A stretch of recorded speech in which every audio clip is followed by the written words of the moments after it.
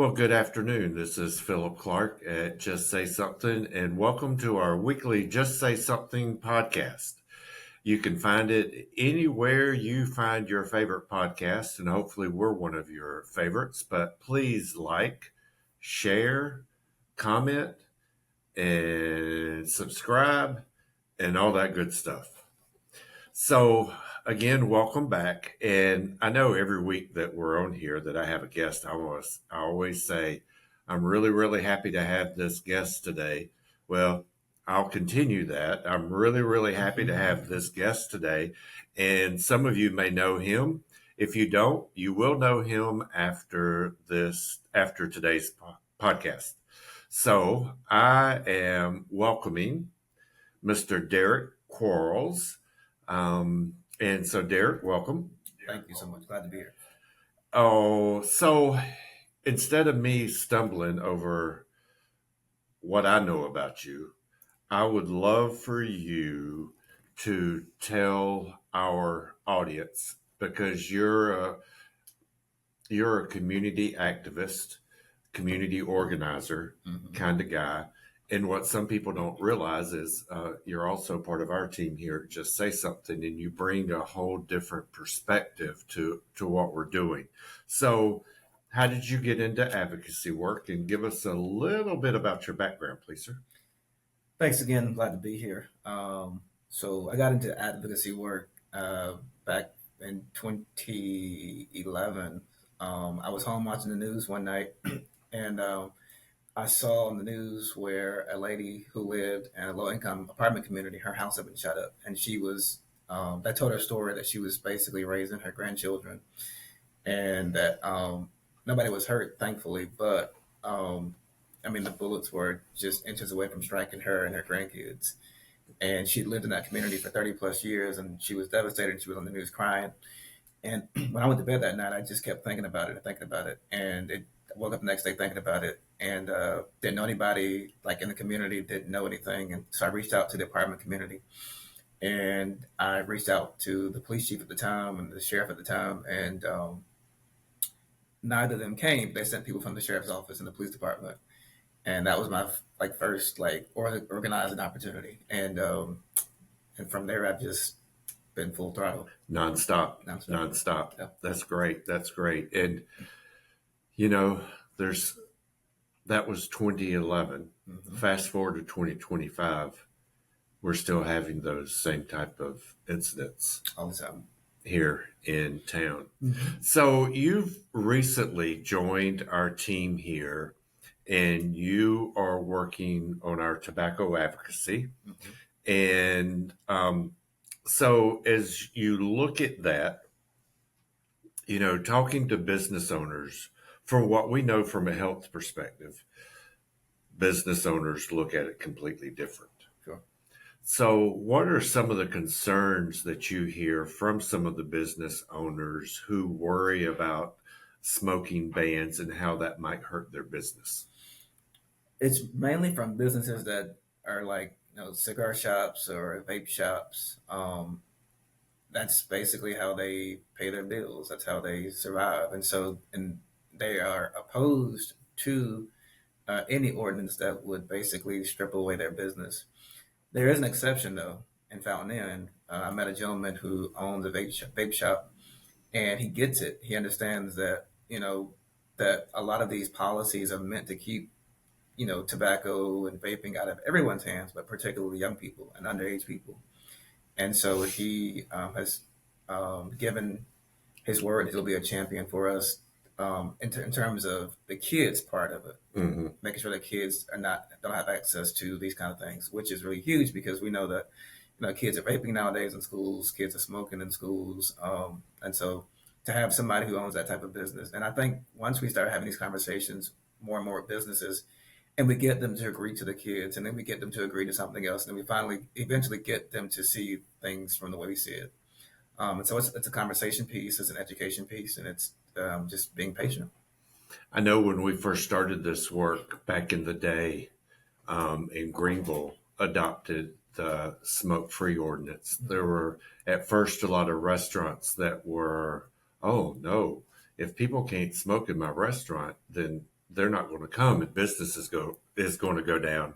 I know one of our champions in this also is Table 301, because Carl Sobozinski there was like, business increased. We got busier after Greenville did the smoke-free ordinance. So it's something more and more that the public, I think, comes to expect from those that we put in positions to make some choices for us. Absolutely. I mean, it's almost common sense that people don't want to be around smoke when they're eating. Right, right. Um, so when we talk about ordinances, what are a couple of the big perceptions that people have when we start talking about implementing an ordinance? I think it's the education piece again, and even with the elected officials, people who you would expect to like understand, like how an ordinance may or may not impact their constituents. But the education piece is really huge. Inviting the public out, letting them know like what the ordinance, is saying, and giving them an opportunity to offer input. Um, every community is different. Every municipality is going to be different.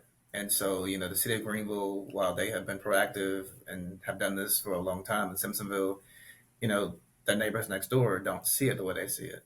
And so I think, having maybe somebody from Greenville City to meet with somebody from Malden to talk about the impact of this. I mean, because me saying it to them or you saying it to them is one thing, but then someone who actually is a colleague of theirs in a neighboring city and them sharing the impact of what this ordinance has had on the city in terms of economic development. Because let's face it, like, I mean, they care about money more than anything at this point. And so, right. Businesses are in business to make money. Absolutely. Unlike those of us in the nonprofit world. Correct. We don't make money. We beg, well, I don't want to say steal, but I was going to say beg, borrow, and steal. Yeah. But sometimes we do have to rob Peter to pay Paul. Yeah. So, it's a different mindset from the corporate world to the nonprofit world. Mm-hmm. And so when you're looking at communities, I know some elected officials have been super, super supportive of this, but then other ones are like, I don't want to tell the people that put me here what to do. All right. So what's a good way to get them to see this in a different light?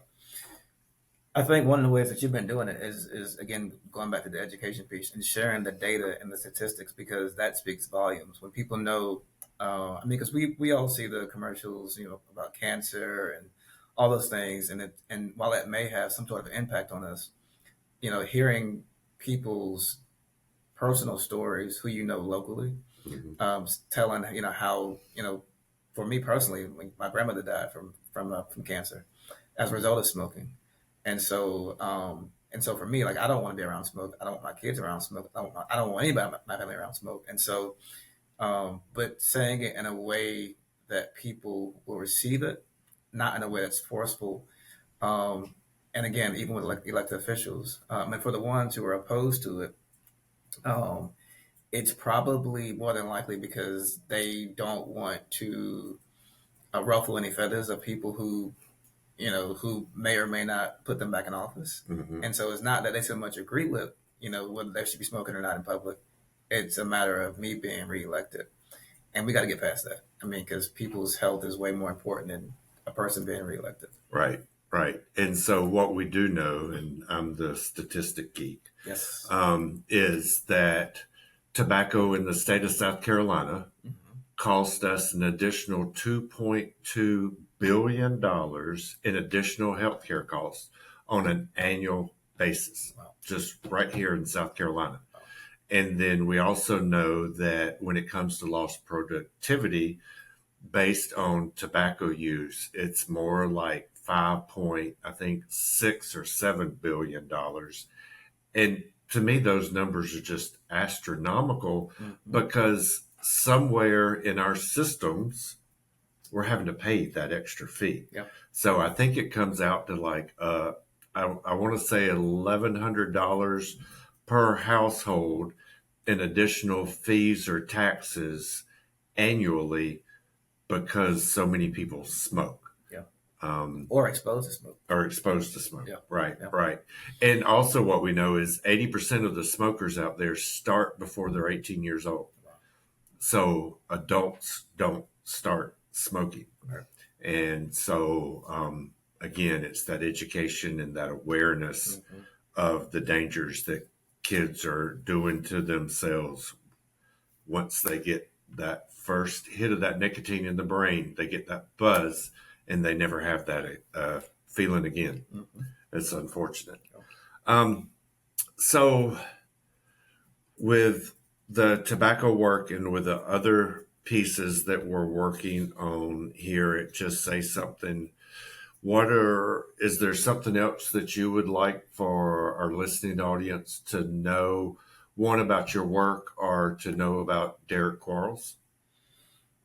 Yeah, so I actually got my start at Just Said Something when I was a high school student, and interned here. And although it was a different name then, but uh, programs like this, and specifically this one, help myself and folks I know to not use nicotine, to not do the alcohol underage and those kind of things. And so these kind of programs are important.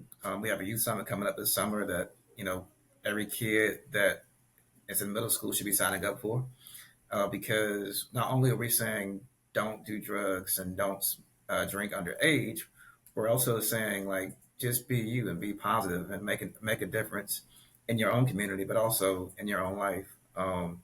I know that there are a lot of challenges that kids are having nowadays, especially with social media and all the peer pressure that comes with that, and all the pressures that just come from puberty. But in every single young person, I mean, no matter how young you are, there's a leader inside of you. And I think if we can tap into that at this conference, then we'll see a lot more changes happening here locally in terms of like the crime and all those things that happen with young people. Right. And, I know I've had this conversation with others, and it's not an individual entity within our community.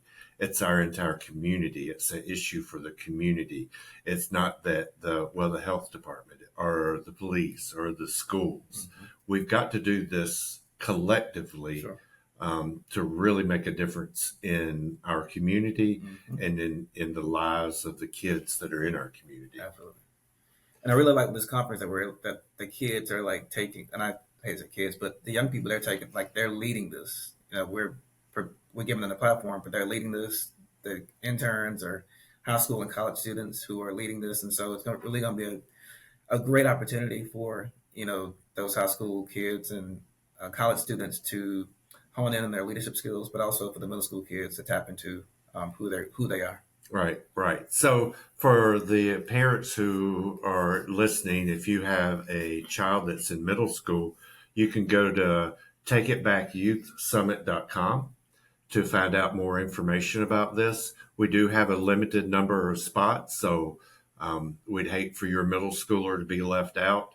But if you also want to know more about our tobacco policy and ordinance work, you can go to airpreserve.org, and there you can see our partners. You can find model policies. There's a whole host of information there, especially about what secondhand smoke and vaping can do to the citizens in our community. All right. Well, this brings us to the end of another weekly podcast. Derrick, I want to thank you for being here with us. It's been great. Hopefully we can have you back soon. And again, this is Phillip Clark with Just Say Something podcast. And be sure to like, share, comment, and subscribe. Thank you, sir. I appreciate that. And we will see y'all next week. Thank you.